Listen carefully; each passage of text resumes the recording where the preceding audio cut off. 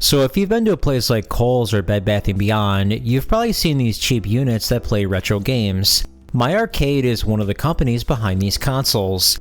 Recently they came out with the Atari Gamestation, which has gotten a lot of attention from YouTubers. With all the other options out there like Atari Flashback and even the upcoming 2600 Plus, is the Gamestation worth checking out? Well, let's take a look.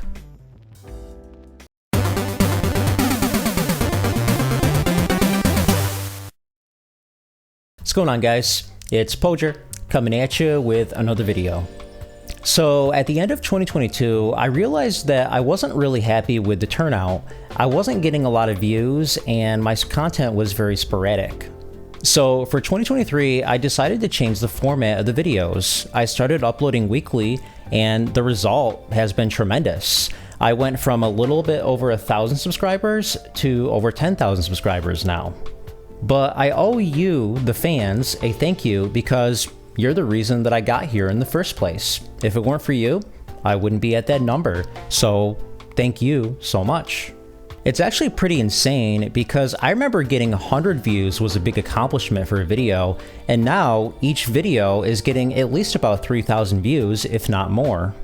I've been talking about getting 10,000 subscribers for the last, 7 or 8 videos, and now it's finally happened. Anyway, we're going to be talking about the Atari Gamestation today. So if you've seen a couple of my videos and you like what I do, hit that subscribe button right there. I'm not too sure what my new subscriber goal is going to be because we hit the one that we had before, but yeah. And don't forget, we do have a Discord server. We're really close to 250 members. Just go to discord.podrez.net. I'll also put a link in the description. Anyway, let's talk about the Gamestation.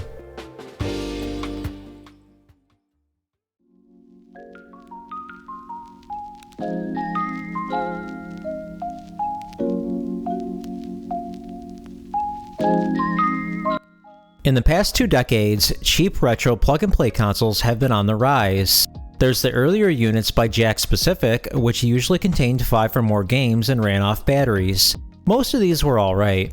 Then there's the MSI ones. These ones were usually poor quality with only 1 or 2 games, and they were usually the NES versions.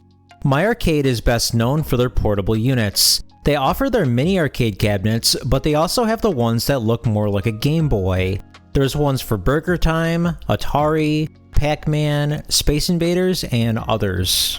Surprisingly, a lot of these units don't use the NES versions. Someone recently extracted the ROM file of the Pac-Man console and found that it's actually a Sega Genesis game. And looking at pictures, it clearly doesn't have the dimensions of the NES version. So it's really cool that the company went above and beyond and made their own versions rather than using the NES ones. The price point is pretty fair for most of these too, $40. It's not like this thing is made out of aluminum, nor is it FPGA. It's a plastic console that's meant to be sold at a lower price point. But we do get a little more effort than what most companies do because they made their own versions, so I actually have a pretty favorable opinion about My Arcade and their products. A lot of people like to lump together these plug-and-play companies, but sometimes you gotta make an exception. With the new Atari 2600 Plus on the horizon, it surprised me that My Arcade's newest console, the Atari Gamestation, started getting a lot of attention. A lot of people consider this a potential alternative to the 2600 Plus. Is it worth waiting until December for the Atari 2600 Plus, or should you buy the Gamestation instead? Well, I happened to find one at Costco for 80 bucks, so we're gonna check it out. The console looks great, like a futuristic version of the 2600.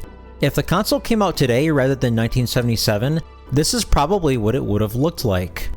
The console feels really high quality, but I heard they threw weights in to make it seem like it's more sturdy than it really is. The controller, on the other hand, is super light and it feels really cheap. On the plus side, it resembles a classic 2600 controller and it looks great.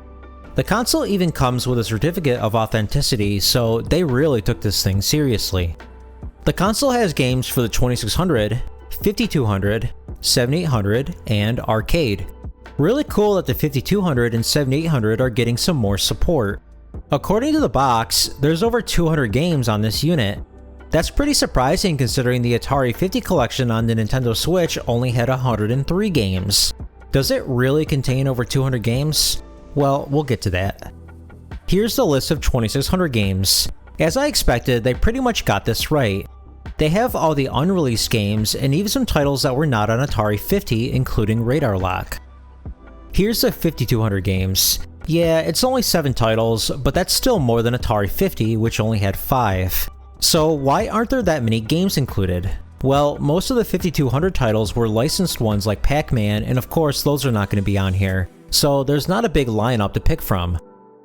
Now here's the 7800 games, only 10 titles, but that's still 3 more than what Atari 50 had, and unlike that collection, they actually put Food Fight on here. Really weird that there's no Ball Blazer or Ninja Golf though. And finally, here's the arcade games. They pretty much got every well-known title on here. They don't have any of the unreleased prototypes like Atari 50 did, but I'm impressed with this lineup. They even have some of the extremely early games from the 70s.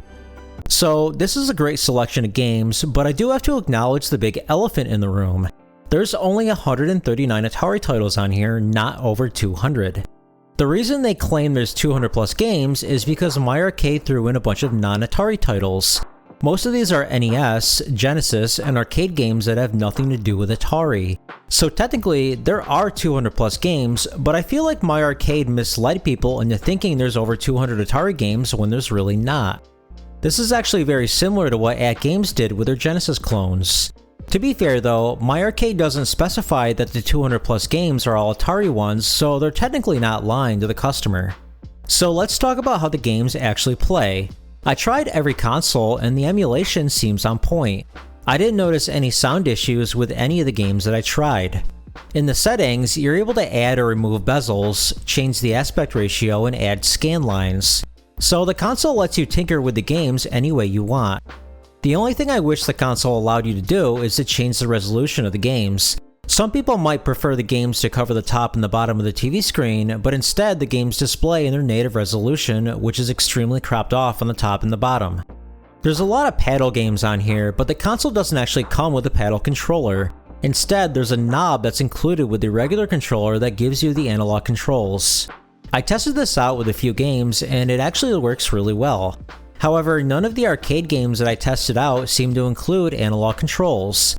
I tried Night Driver, but the analog controls didn't work for that game. Instead, I had to use the non-analog joystick. Meanwhile, the 2600 version worked flawlessly with the analog controls.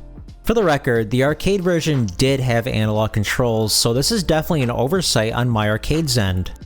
The 5200 version of Missile Command also doesn't support analog controls on this console, but to be fair, I don't know how it would have been possible with only the knob. The controller does have some awkward button placements. The B button is located on the actual joystick itself, and I never got used to it. I kept hitting it on accident, and I would forget where the button was for games that required it. I wish they just put the A and B buttons right next to each other. There's a few games that are worth checking out on here. Here's Aquaventure for the 2600. It's an unreleased prototype that you commonly see on these newer collections. It's an extremely bizarre title because Atari never advertised this game in the 80s and it just resurfaced out of nowhere in the early 2000s without anyone ever knowing it existed in the first place. But I'm glad it resurfaced because this is a fantastic game that should have been released. You play as a scuba diver that has to maneuver through multiple screens to get to the treasure chest before you run out of air. As you progress through the game, the stages get longer, which means the game becomes more difficult. The scrolling in this game is really impressive, which is not something you commonly see on this console.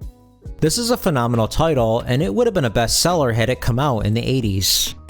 Now let's try Food Fight on the 7800. You play as a kid that's supposed to grab the ice cream before it melts.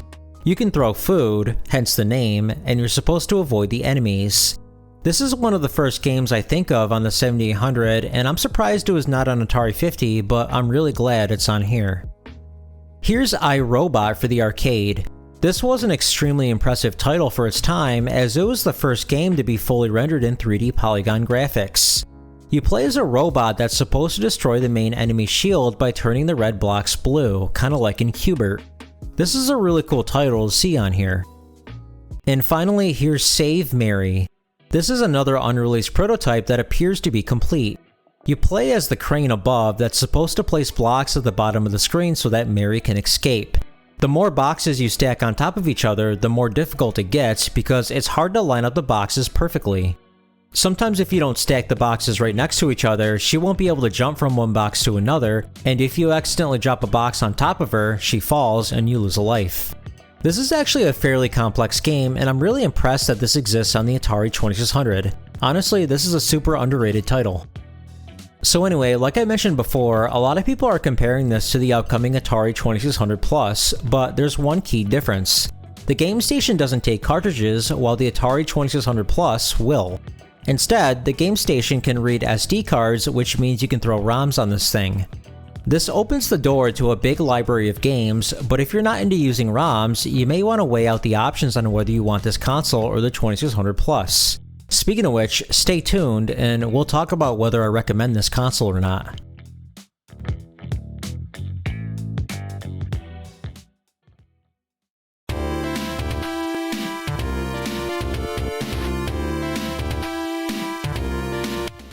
So is the Gamestation worth considering over the alternatives? Well, the console is nice because automatically you have access to 139 Atari games. But with the 2600 Plus, outside of the cartridge that comes with 10 games, this console won't have any built in. So it's a matter of whether you already own a bunch of games, and if you don't, do you ever plan on owning any? The console has better build quality than what we usually see on these types of consoles, and it has a great lineup of games, but the advertising is misleading, the controller sucks, and you might prefer the flexibility of using your own cartridges. But regardless, My Arcade did a great job with this collection.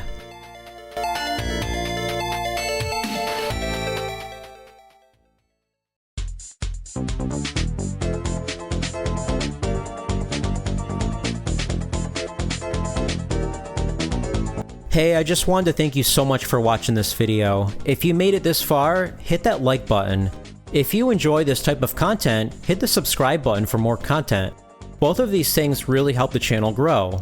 If you have anything to share, feel free to leave a comment. I read every single comment on this channel, and I'm pretty good at replying back. Anyway, have a good one.